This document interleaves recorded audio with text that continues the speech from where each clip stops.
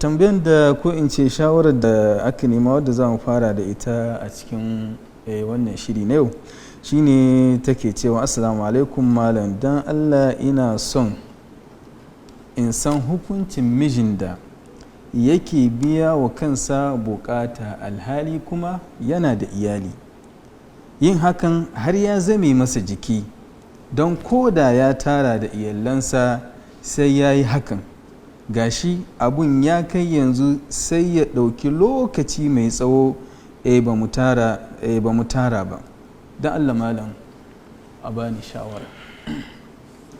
Me za a ce mu wannan bawan Allah ita ma me za a ce mata malam, wani shawarwari za ba ta? Bismillahir Rahmanir Rahim.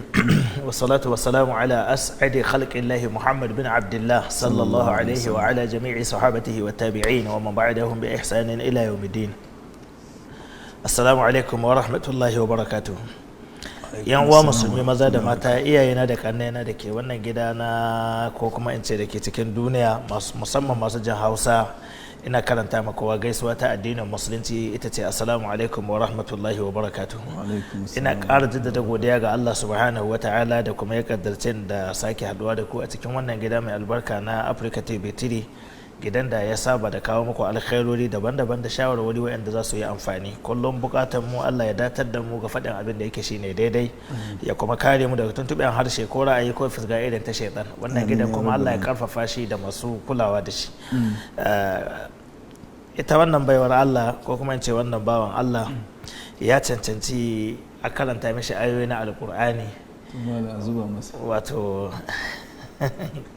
to ai ba Allah rama amma ba shakka saboda gajarcewar lokaci in Allah ya yarda bawan Allah ya sani, dan adam namiji da dan adam mace, Allah subhanahu wata'ala ya halatta musu jin daɗi da abin da ya musu da ake ce ma al'aura ta namiji ko ta mace ta haskoki guda biyu, ko dai ta aure ko kuma ta hanyar mai sadaka. Idan ba su babu wata hanya da ta rage illa kawai in lalura ta kai lalura, mutum baya da mata ko kuma mata ba ta da lafiya ko to da ya yi zina. Wasu malamai sun yi kokarin cewa ya halatta ya istimna'i, wato ya rinka amfani da hannun shi da al'aura shi hammi har ya biya bukatar shi. Mace ma na iya yin haka idan mijinta baya da lafiya ko ya yi tafiya ya yi nisa, da ta je ta yi zina gwara ta yi wannan.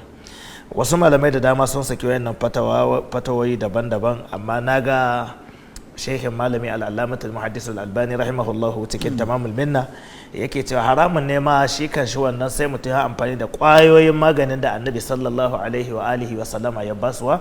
Wato kwayoyin maganin da annabi sallallahu alaihi wa alihi wa sallam ya basuwa shine hadithin sa da yake cewa ya ma'ashar shabab man istata'a minkum al-ba'a falyatazawwaj, ya ku jama'a matasa wanda da ya samu mu'una ta yan aure yana iya daukar nauyin mace ya ciyar da ita, ya mata tufa, ya kula da ita, falyatazawwaja je ya aure, fa innahu saboda aure aghaddu lil basar, shine mafi rantsuwa ga ganin idanun mutum, wa ahsanu lil farji, kuma shi yake katange mishi farji.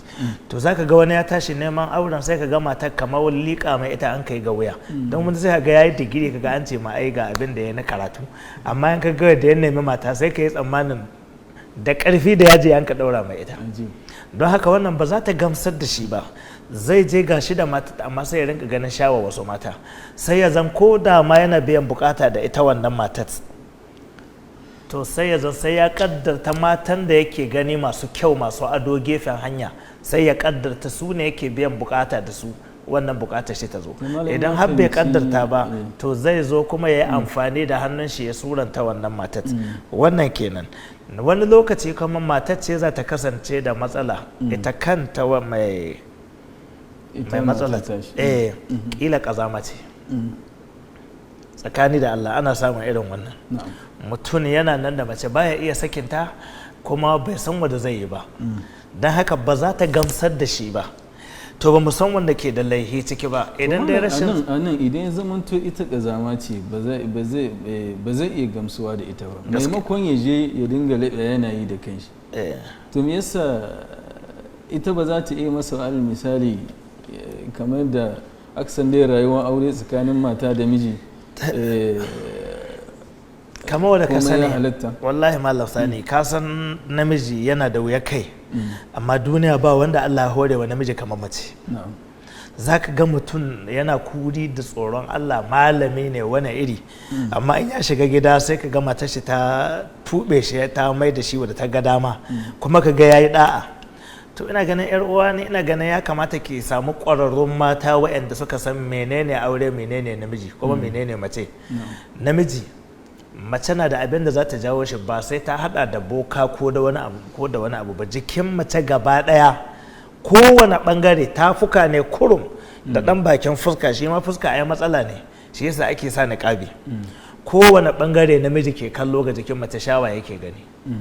To ki yi kokari dan Allah, shawaran da zan baki yar uwa, ki yi kokari ki dau mataki kwakwara, ki ci gaba. In kina da mai miki lalle, ki samu wata wadda ta hita iyawa, mai miki kitso ki canja, ki samu wadda ta hita iyawa, mai koya miki tahiya irin ta zaman aure ki canja, ki yi kokari ki samu ƙwararru. Idan har haka an yi abin bai ba, to kuma wannan dai sai a ta hada da hakuri a ci gaba da roƙon Allah. Bayanin da ta yi anan, bayanin ta yi duk da cewa tana gamsar da shi, amma duk da haka sai ya ji ya yi wannan abun shi kadai, ba ma wai ita tare da shi ba, kuma tana gamsar da shi. Tana gamsar da shi. To wannan ai ya zama khariji kenan ko? Akwai kharijai kuma an ce tana gamsar da shi. Tana gamsar da shi. To gaskiya wannan miji in dai har haka ne ya ji tsoron Allah. Babu dalilin da zai sa ka zubar da maniyyanka ta hanyar da bai dace ba. Faman ibtaga wara'a zalika, mutumin da duk ya nemi abin da ba mace ba, ba kuma sadaka shi ba, fa ulaika humul aadun. Wayannan su ne 'yan ta'adda waɗanda ke tsallake bagiren da yake na halat zuwa ga bagiren da ba na halat ba. Ba ya da amfani haka nan mutum ya mai da hannun shi matashi, hannun shi ya zama matashi. Ina amfanin haka? Ba kyau, ba amfani. Kuma ga ka da mata, kuma tana gamsar da kai, to don me wancan haramun ne. Mai wannan ya tuba. Miji in kaji, idan kai ne don girman Allah ka yi haƙuri, ka tuba, kuma ka roƙi Allah subhanahu wata'ala ya baka ikon tuba. Idan ba ta isa ka ne, ka karo ta biyu, ita kuma ta yi haƙuri da kishi saboda a samu. In ma abun ya kama mishi dole ne, ita za ta iya masa alal misali ba tare da ya macen sadu ma da ai ita ba. tana iya murza shi, kuma